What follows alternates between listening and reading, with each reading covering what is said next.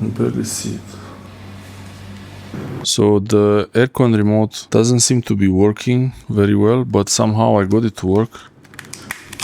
I changed the batteries and it's a really old aircon, and I'm not sure if I can find a replacement for this thing, so I have to be careful. Yeah, if I remove the battery, put it back, well, now it's still there.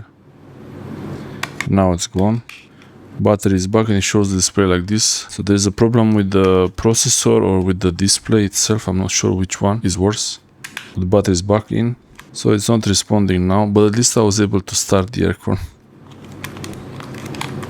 So battery is out. It's back in. I can try to remove the other one. See a bit of black on the edge here. That's a bit not great. If I squeeze it around the edges here, sometimes it shows more segments. And the batteries are inserted properly. You see, this is the minus. That's the negative side. That's the positive side.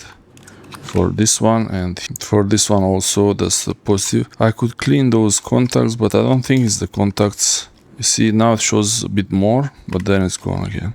Something is wrong with that LCD. I'm pretty sure I would not be able to find a replacement for this remote, maybe a universal one. I'm afraid to use the power button for it. I'll try to change the temperature, so nothing.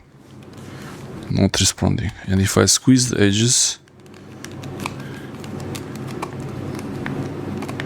at some point it should show that those segments a little bit again. Yeah, I will try to open it and hopefully I can get it fixed. We'll see what happens. At least the aircon is now on. I can turn it off from the wall socket. That's it.